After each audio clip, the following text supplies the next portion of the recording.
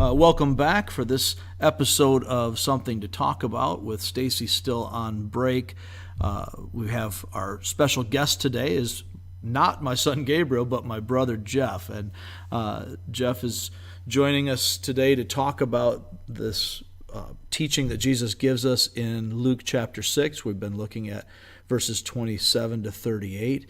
As the Lord brings some pretty radical teaching about personal interactions and our attitude towards other people. Jeff's background is obviously we grew up together. We were raised in the same home, so we've got some similar perspectives on some things.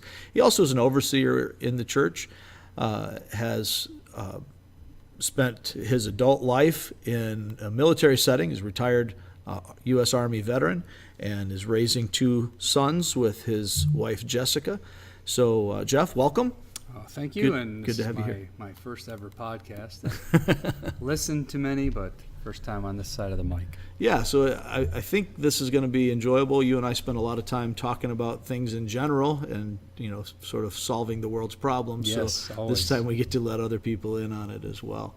So as we're looking at this, one of the things that kind of stands out, and you and I have talked about this in other settings previously, is when Jesus is talking about doing good to your enemies, we can get that, we can kind of see where he's going, but what about this turning the other cheek? As a military man, as a parent of boys, how does that fit in to real life? Because that's what we want to do here, is connect the reality of God to the realities of life. Well, in real life, you've got responsibilities as a soldier. Obviously, you're not going to be a very effective soldier if you're turning the other cheek during attacks and so on. And how do we play this out with our kids? Well, I think it's a really, really difficult concept. It's one that can be misunderstood, I think, pretty easily. But just a difficult concept for anybody to grasp. If somebody walks up to me on the street and punches me in the mouth, am I supposed to accept that, or do I swing back, or how do you? Right, yeah. At what point does it become defense and malice? I mean, there's just a lot of thin lines that. But from the Army perspective, I think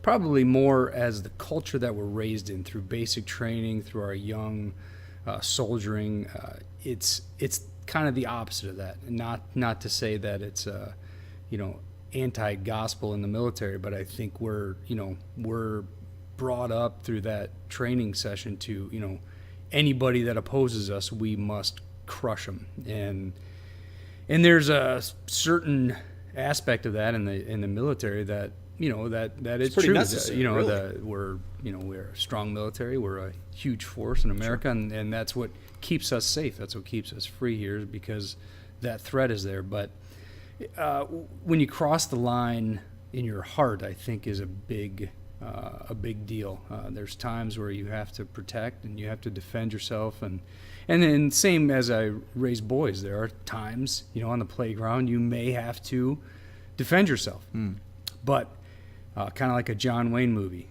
After you knock that guy down, can you extend your hand? Can you help him back up? And I think that is more in our heart. That's where I think that last passage that we talked about in Luke 6, then where he talks about be gracious, as your God is gracious. Yeah, merciful, merciful. Yeah, merciful as your God is merciful. I think that's a big deal.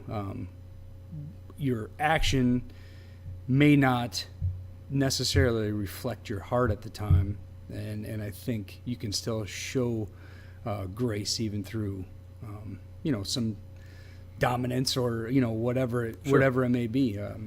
So there's a lot of nuance to that, really. I mean, we've heard this applied, or I guess I would say misapplied, through a lot of different settings, and many have used this over the years to say that Jesus was teaching pacifism, and that no Christian should serve in the military, which I guess by extension that would include serving in the police, in a police force, or any kind of a thing where you might be required to use violence. And that doesn't appear to be what he's talking about here. Kind of what you were referring to, especially in talking about raising your boys, is an internal character issue to be able to, and of course you already know I like the John Wayne reference. Not that John Wayne is necessarily the picture of the Christian model in the movies necessarily, but there are elements that we can draw from that to be able to deal with what needs to get dealt with and yet still be loving in how you handle it.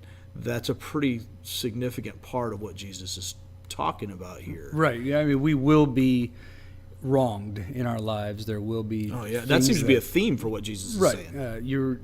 There will be people that come against you for, hopefully they're coming against you because you're living the Christian lifestyle. But there's going to be problems, and I don't think based on Jesus's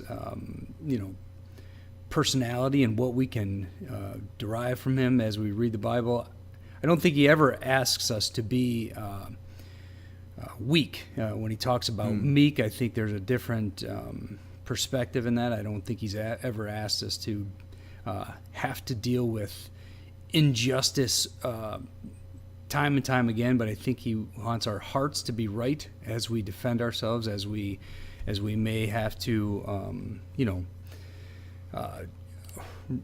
that righteous indignation thing comes up, and I think sometimes you do have to step up, but I think a lot of it I think is based on where your heart's at. So you're saying, it sounds like you're saying that there's a time when fighting is the right thing. There's a time to fight and a time to stand down, which reminds me of Solomon in Ecclesiastes 3 saying there's a time for war and a time for peace. Sometimes the appropriate thing, the God-honoring thing, might be to stand up and not turn the other cheek, which is pretty important for us to recognize that we don't want to sit here and say, oh, well, Jesus was wrong, or the Bible doesn't mean what it says. But we do need to look at it in the context that it's intended. And so as he's talking through this, he's just come off of this greater reality idea that, blessed are you when you're afflicted, when you're persecuted for the sake of the name. Woe to you when you're comfortable in this life and when everybody speaks well of you. And neither of those things is elevating. He's not saying that because you're afflicted, you get extra points with God, or because you're wealthy, God will judge you and condemn you. But he's saying that you got to raise your gaze. You got to look beyond this world and not set your heart on those things, but set your heart on God above your circumstances. And then that leads into this personal interaction that he's dealing with, primarily not talking to soldiers and police officers, but talking to just everyday, regular Joe people, and he's not negating the law, but he's clarifying the law, saying that this personal stuff is more than, in Matthew talks about an eye for an eye and a tooth for a tooth, but I'm telling you, more than that. You need to endure this. And I think you hit on a key point of what Jesus teaches here is the difference between meekness and weakness, where weakness is the inability to defend yourself. That, I'm so sorry, I'm just going to be a mouse, I'm going to be a doormat. Whereas meekness is choosing to stand down when I could rightfully seek retaliation. You have taken from me, I have the right to then seek retribution against you. And Jesus is talking about a heart of love and mercy that says, yes, I have the right, yes, I have the power, but I'm choosing instead to follow my Lord's example, and I'm going to give up my rights. That doesn't mean I'm going to not protect the rights of other people. It doesn't mean I'm going to, not stand up to handle stuff. I remember, and you and I have talked about this with our sons before. I'm not from an Army background. I'm from an Air Force background, which I've been told many times is almost military. But there's an orderliness to military life. There are choices and there are consequences. There are rights and there are responsibilities, and you go along with that. And we've tried to teach that same kind of a mentality to our sons, raising the three sons that I have, along with my two daughters. And I remember telling, I think, all three of my sons, you're going to get in trouble if you get in a fight at school. That's just reality. And it doesn't matter if it's your fault or somebody else's fault. Somebody jumps you in the hallway and decides they want to pound on you because you look funny. You're going to get suspended because you're part of a fight. That's how it works. I can't do anything about those consequences. But I will tell you, if you are the bully, if you're the one instigating the fight, then you and I are going to have an issue. If you are defending yourself, I'm not going to reward you for that, but I'm not going to hold it against you because that's natural. That's normal. That's how the law is intended to work. But if you're in a fight because you're defending someone else who can't defend themselves, some weaker person or your sister, and someone is impugning their honor or seeking to get them in a fight, and you get in to defend them, I'll honor that for you. You'll still get suspended from school. Yeah. But I might buy you dinner for standing up for those who are under the gun and can't defend themselves. That's reflective of the nature and character of our God. Our God is a defender of the weak, and therefore we also need to be that. But to think, this kid jumped me, well, I'm gonna beat the sass out of him. Okay, that makes sense from a worldly perspective, from a natural perspective, but Christ is calling us to a supernatural perspective. That doesn't mean you have to sit there and just let him punch you. He's speaking, he's giving a command, but he's also speaking in hyperbole to make sure that we understand what's going on here, that our job is not to just be a punching bag for somebody. It's okay to duck. It's okay to move. It's okay to counter, to put an end to this. But the idea of retaliation, an eye for an eye, a tooth for a tooth, that should be a limitation, that it should never go beyond that. But that's for those who don't know Christ, who laid down his life for us. And that's kind of the difference between meekness and weakness again, is this idea that nobody took Christ's life from him. He laid it down voluntarily. Well, that's the playground lessons that we learn and we teach, or we have learned and we teach now, can, carry over into our lives, for our whole lives, because same thing, hopefully we're not still getting bullied in life, or we're getting pushed down on the playground, or, those things are happening. But same things happen, in grown-up life too. Somebody, forfeits a contract, or somebody, does whatever that you feel is wrong in your eyes, whether it be financially or whatever. And we can make a choice. And that's not to say, again, it's not to say to sit back and say, well, take all my hard-earned money and almost encourage criminal behavior. But there is a line that we can draw and say, well,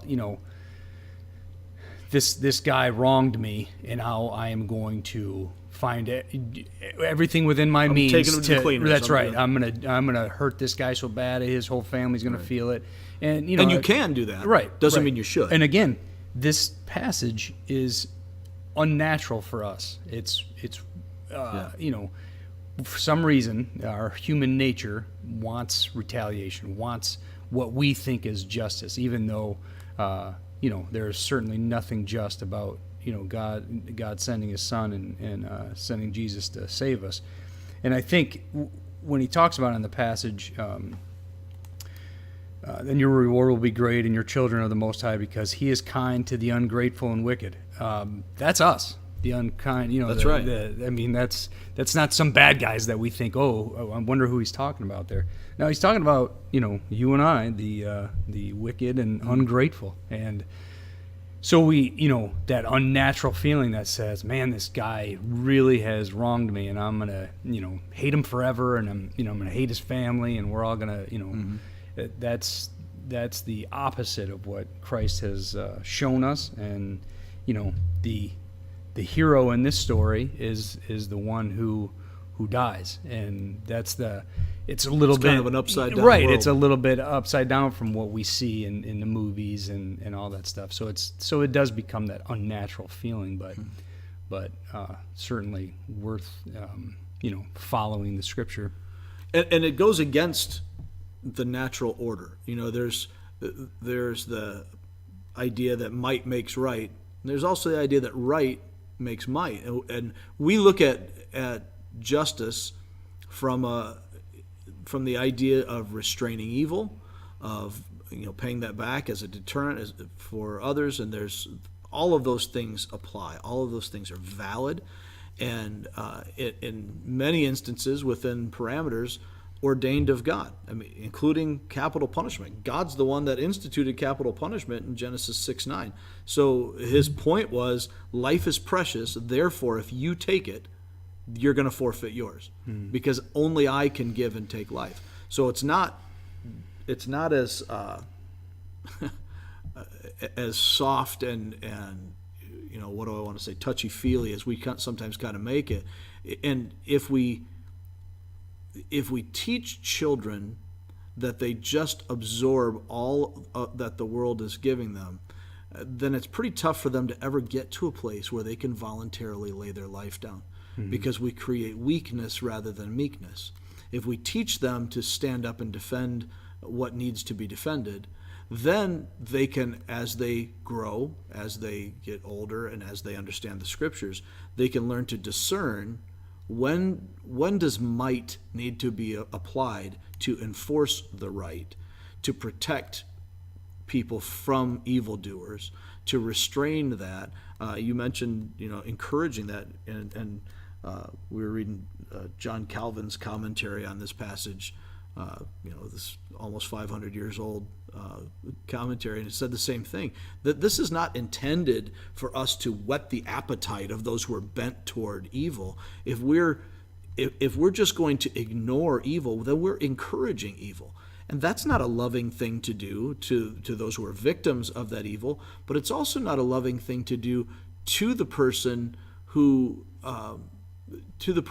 is perpetrating that evil. We were reading a passage in right now. I'm losing it. I should have written this down before the podcast. Obviously, a slick operation here. But just last night in Bible study, we were talking about Christ's vision for the world, and yet as we're talking about what would be coming in last days, I want to say it's 2 Peter. As we're seeing these things happen,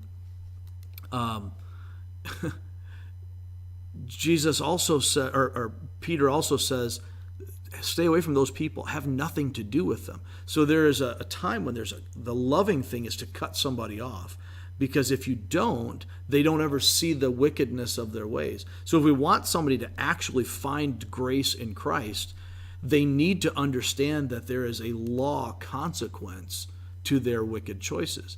And if they never have to face consequences, then how are they ever going to get a better picture?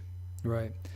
Well, anytime I think of forgiveness, or when obviously the song that it's, even when the courts and the jury and the judge tell you have the right to hold a grudge, forgiveness is a huge thing, and it's. But I think of that young lady from Michigan State that recently, the gymnast, in the courts and addressed him and said, I hope that you can find Christ, but there's an evil that she was able to defend, right, because she was able to forgive.